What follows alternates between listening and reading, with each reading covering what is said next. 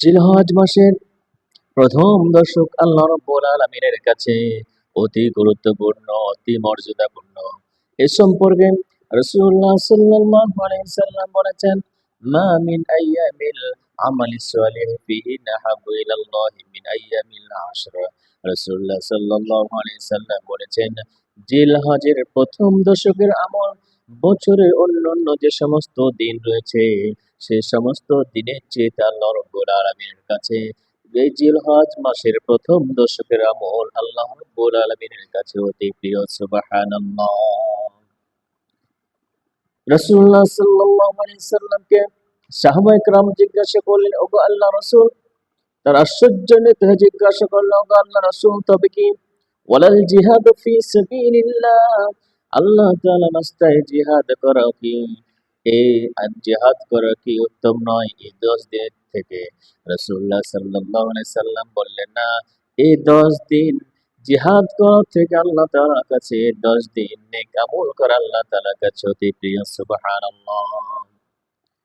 তাহলে জিহাদ করার চাইতে এই 10 দিনের আমল আল্লাহ রাব্বুল আলামিনের কাছে প্রিয়। তবে রাসূলুল্লাহ সাল্লাল্লাহু আলাইহি সাল্লাম বললেন, ইল্লা রাজুলুন খারাজা লিনাফসিহি ওয়া মালিহি। রাসূলুল্লাহ সাল্লাল্লাহু আলাইহি সাল্লাম বললেন, তার কথা ভিন্ন, যে তার জান এবং মাল নিয়ে আল্লাহর রাস্তায় বের হয়ে গেছে।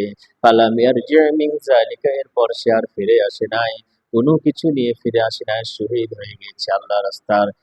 তার কথা ভিন্ন, তার সে আমলটা আল্লাহ তাআলার কাছে 10 দিনের চাইতে বেশি প্রিয়। সুবহানাল্লাহ। তাহলে যে ব্যক্তি জিহাদে চলে গিয়েছে, শহীদ হয়ে গিয়েছে, সে ব্যক্তি এই 10 দিনের আমলের চেয়ে সে তার শহীদ হওয়া আল্লাহ তাআলার কাছে প্রিয়। সুতরাং বোঝা যাচ্ছে যে জিহাদের চেয়েতে, সকল দিনের চেয়েতে এই 10 দিন জিলহজ মাসের প্রথম দশকের আমল আল্লাহ রাব্বুল আলামিনের কাছে অতি প্রিয়। সুবহানাল্লাহ।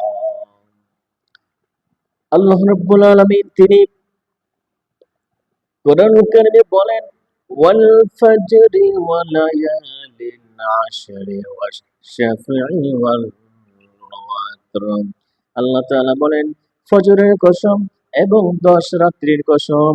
আল্লাহ রাব্বুল আলামিন তিনি জিলহজ মাসের প্রথম দশকের 10 রাত্রির কসম খেয়েছেন। কারণটা হচ্ছে আল্লাহ তাআলা যে সমস্ত জিনিসের কসম খান, কসম খাওয়ার অর্থ হচ্ছে সে জিনিসের মর্যাদা, তাৎপর্য, সেই জিনিসের গুরুত্ব আল্লাহ তাআলা তিনি বাড়ায় দেন। সুতরাং তিনি জিলহজ মাসের প্রথম দশকে এর প্রথম দশকে 10টি রাত্রি আল্লাহ তাআলা তিনি কসম খেয়েছেন। এর থেকে বোঝা যায় যে জিলহজ মাসের প্রথম 10 রাত্রি আল্লাহ রাব্বুল আলামিনের কাছে অধিক প্রিয়। সুবহানাল্লাহ। তাহলে আমরা জানতে পারলাম জিলহজ মাসের প্রথম 10 দিন এবং 10 রাত আল্লাহ রাব্বুল আলামিনের কাছে অতি প্রিয়। এই 10 দিন এবং 10 রাতে যদি আমরা আমল করি, আমাদের সব কেমন হবে? আল্লাহ তাআলা আমাদেরকে কি তিনি দান করবেন, কেমন সব দান করবেন? রাসূলুল্লাহ সাল্লাল্লাহু আলাইহি সাল্লাম এ সম্পর্কে হাদিস শরীফের মধ্যে বলেন, ইয়াদিলু সিয়ামি কুল্লি ইয়াউমিন মিনহা বিসিয়ামিস সানা।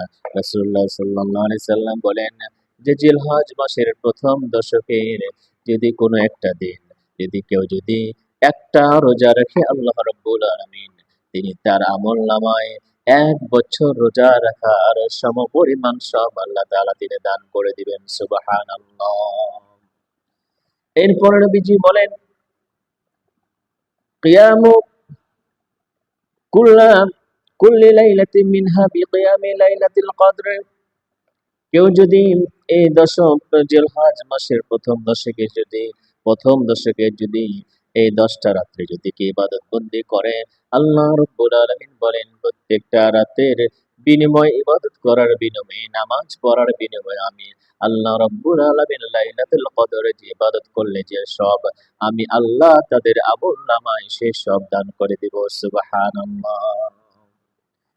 তাহলে লাইলাতুল কদরের যে ইবাদত করলে, নামাজ পড়লে যে সব, এই জিলহজ মাসের প্রথম 10 রাত ইবাদত করলে সেই সব আল্লাহ তাআলা দান করে দিবেন। সুবহানাল্লাহ। তাহলে এই জিলহজ মাসের প্রথম দশক কেন আল্লাহ তাআলা তিনি এত গুরুত্ব দিলেন, কেন আল্লাহ তাআলার কাছে এত প্রিয়, কেন মর্যাদাপূর্ণ, এই ব্যাখ্যা করতে গিয়ে, এই কারণ বলতে গিয়ে বিশ্ববিখ্যাত মুফাসসির হাফেজ ইবনে হাজার আসকালানি রাহিমাহুল্লাহ তাআলা তিনি বলেন যে কারণটা হলো জিলহজের প্রথম দশকে ইসলামের মৌলিক ইবাদতের সমাহার ঘটেছে। সুবহানাল্লাহ। নিমান যেমন অন্যান্য সময় বিদ্যমান থাকতে হয়, এ সময়ও বিদ্যমান থাকে নামাজ, অন্যান্য সময় পড়তে হয়, এ সময় নামাজ পড়া লাগে। এবং হজ, হজ কিন্তু বছরের অন্যান্য দিনে অন্য কোনো মাসে আমলযোগ্য নয়। বিশেষ করে এই 10 দিনে জিলহজ মাসের প্রথম দশকের মধ্যে হজ পালন করতে হয়, অন্য সময় হজ পালন করা যায় না। যাকাত কেউ যদি ইচ্ছা করে এই সময়ের মধ্যে যাকাত দিতে পারে। আমার ইসলামের অন্যতম একটি ইবাদত হচ্ছে কুরবানি। কুরবানি কিন্তু এই দশকের মধ্যে দিতে হয়। সুতরাং বোঝা গেল যে ইসলামের সমস্ত মৌলিক ইবাদত সমূহ এই দশকের মধ্যে তাদের সমাহার ঘটেছে। সুবহানাল্লাহ। তাই বলা যায় যে বছরের মধ্যে 10টা দিন হলো সবচেয়ে প্রিয় আল্লাহ তাআলার কাছে, এবং রাতের মধ্যে হলো লাইলাতুল কদর হলো আল্লাহ তাআলার কাছে সবচেয়ে প্রিয়। এবং মাসের মধ্যে সবচেয়ে প্রিয় মাস হলো, উত্তম মাস হচ্ছে রমজান মুবারক মাস। সুবহানাল্লাহ।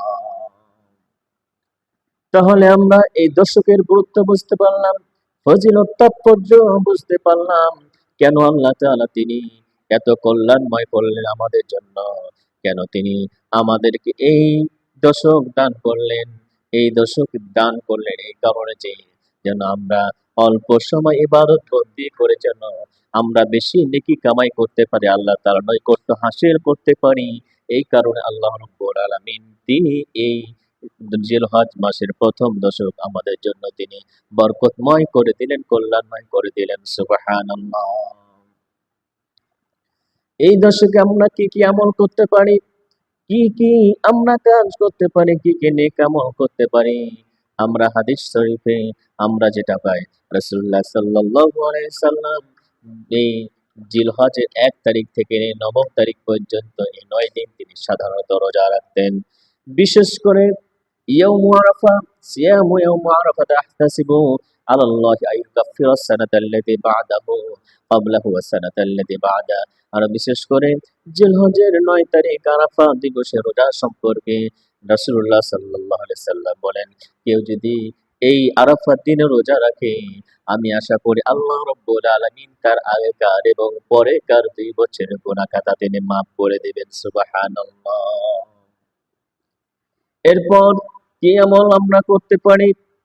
রাসূলুল্লাহ সাল্লাল্লাহু আলাইহি সাল্লাম যে জিনিসগুলো, যে তাসবিহগুলো সবচেয়ে বেশি পাঠ করতে বলেছেন তা হলো ফাকসির ফিহিন্না মিনাত তাহমিদি ওয়াত তাহলিলি ওয়াত তাকবীরি। তোমরা বেশি বেশি করে লা ইলাহা ইল্লাল্লাহ, আল্লাহু আকবার, আলহামদুলিল্লাহ, এই তাসবিহগুলো তোমরা বেশি বেশি করে পাঠ করো। তাহলে আমাদের উচিত হচ্ছে এই সময়গুলোতে বেশি বেশি করে তাসবিহ আদায় করা, তাসবিহ পাঠ করা। এরপরে আরো আমল রয়েছে। জিলহজ মাসের 9 তারিখ, জিলহজ মাসের 9 তারিখের ফজর থেকে নিয়ে জিলহজ মাসের 13 তারিখ আসর পর্যন্ত মধ্যে শক্ত নামাজে তাকবীরে তাশরিক পাঠ করা। আল্লাহু আকবার, আল্লাহু আকবার, লা ইলাহা ইল্লাল্লাহ, আল্লাহু আকবার, আল্লাহু আকবার ওয়া লিল্লাহিল হামদ, এই তাসবিহ আদায় করা। এরপরে রাসূলুল্লাহ সাল্লাল্লাহু আলাইহি সাল্লাম তিনি একটি হাদিসের মধ্যে বলেছেন, আইয়ামু তাশরিকিন আকলিন ওয়া শুরবিন ওয়া যিকরিল্লাহ।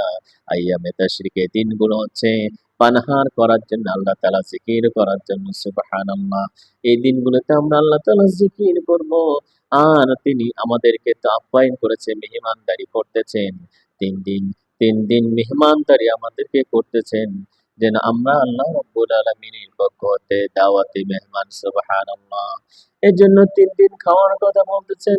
তোমরা খাও, আল্লাহ তাআলা জিকির করো, আল্লাহ তাআলা তাসবিহ পাঠ করো। আমরা কি 3 দিন কুরবানি গোশত খেতে পারবো নাকি 3 দিনের বেশি আমরা খেতে পারবো? হাদিসের মধ্যে পাওয়া যায় 3 দিন নয়, আপনি ইচ্ছা করলে সারা বছরে কুরবানি গোশত খেতে পারেন, কোনো সমস্যা নেই। আর কি আমল করতে পারি এই দশকের মধ্যে? রাসূলুল্লাহ সাল্লাল্লাহু আলাইহি সাল্লাম বললেন, মান রাআ হিলাল যিল হজ্জা, কোন ব্যক্তি যদি জিলহজ মাসের চাঁদ উদিত হতে দেখে, ও আরাদা আইয়ুদাহিয়া, আর যদি সে কুরবানি করার নিয়ত করে, ইচ্ছা করে, ইরাদা করে, তাহলে তার জন্য হচ্ছে ফালায়া খুদ মিন শা'রিহি আসফারিহি, সে যেন তার নখ না কাটে, তার যেন চুল না কাটে। তাহলে যারা কুরবানি করার ইচ্ছা করেছে, নখ কাটবে না, চুল কাটবে না, চাঁদ উদিত হওয়ার আগে এগুলো কেটে নেবে। এরপরে কুরবানি দিয়ে আসার পর ঈদের দিন নামাজ পড়ে কুরবানি শেষ করার পরে সেগুলো পরিষ্কার কেটে নিয়ে পরিচ্ছন্ন করে নিবে। এখন প্রশ্ন জাগে, যারা কুরবানি দিবে আমলটা করবে, কিন্তু যারা কুরবানি দিবে না তারা কি আমলটা করতে পারবে কিনা? রাসূলুল্লাহ সাল্লাল্লাহু আলাইহি সাল্লাম এ সম্পর্কেও তিনি বলেছেন। নবীজি একদিন বললেন সাহাবায়ে কেরামদেরকে, ও আমার সাহাবারা, আল্লাহ তাআলা এই দিনের ব্যাপারে আমাকে নির্দেশ দিয়েছে আমি যেন কুরবানি করি। আর এই দিনটা আমার উম্মতের জন্য আল্লাহ তাআলা তিনি ঈদের দিন বানায় দিয়েছেন। সুবহানাল্লাহ। একজন সাহাবী রাসূলুল্লাহ সাল্লাল্লাহু আলাইহি সাল্লামকে আরজ করল, ওগো আল্লাহর রাসূল, আমি আমরা যে কুরবানি যে ফজিলত শুনতেছি, আপনি যে ফজিলত বলেন, আপনি যে এর সবের কথা বলেন, আমার কাছে তো কুরবানি করার মতো তেমন কোনো পশু নেই, তেমন কোনো জন্তু নেই। সেই সাহাবীকে একজন দুধ খাবার জন্য একটা উট দিয়েছিল। রাসূলুল্লাহ সাল্লাল্লাহু আলাইহি সাল্লামকে বললেন যে, ওগো আল্লাহর রাসূল, এই উটটা দ্বারা কি আমি কুরবানি আদায় করতে পারি? রাসূলুল্লাহ সাল্লাল্লাহু আলাইহি সাল্লাম বললেন, না, তুমি এই উটটা দ্বারা কুরবানি আদায় করতে পারো না, করবে না। বরং তোমাকে আমি একটা কথা বলি শোনো, তুমি যদি জিলহজ মাসের চাঁদ যখন থেকে উদিত হবে তখন থেকে নিয়ে যদি ঈদের দিন পর্যন্ত তোমার নখ এবং চুল যদি না কাটো, আর কুরবানির দিন যদি তুমি এগুলো কাটো, তাহলে পূর্ণ কুরবানি করার সব আল্লাহ রাব্বুল আলামিন তোমার আমলনামায় লিখে দিবেন। সুবহানাল্লাহ। তাহলে কুরবানি যারা করতে পারে না, যদি এই আমলটা আমরা করতে পারি, তাহলে অবশ্যই আল্লাহ রাব্বুল আলামিন সমস্ত পূর্ণ আল্লাহ রাব্বুল আলামিন পূর্ণ কুরবানি করার সমান আল্লাহ তাআলা তিনি সব দান করে দিবেন। তাহলে কুরবানি করলে যে সব আপনি যদি না পারেন, তাহলে এই কাজগুলি করবে, এই আমলটি করবেন, নখ চুল আপনি ঈদের দিন কাটবেন, আল্লাহ তাআলা আপনাকে কুরবানি আল্লাহ তাআলা আপনাকে কুরবানি দেওয়ার সমান সব দান করবেন। সুবহানাল্লাহ। এরপরে আর কি আমল আমরা করতে পারি? ঈদের রাত্রিতে আমরা আমল করতে পারি। রাসূলুল্লাহ সাল্লাল্লাহু আলাইহি সাল্লাম বলেছেন, যারা ঈদের রাত্রিতে জেগে জেগে আল্লাহ তাআলার ইবাদত বন্দী করবে, কিয়ামতের দিন যখন সমস্ত মানুষের রূহ মরে যাবে, সমস্ত মানুষ যখন মরে যাবে, অন্তরগুলি মরে যাবে, ভয়ে যখন প্রকম্পিত হবে, সেই দিন যারা এই ঈদের রাত্রিতে ইবাদত বন্দী করে, সেই দিন কিয়ামতের দিন তাদের অন্তর মরবে না। সুবহানাল্লাহ।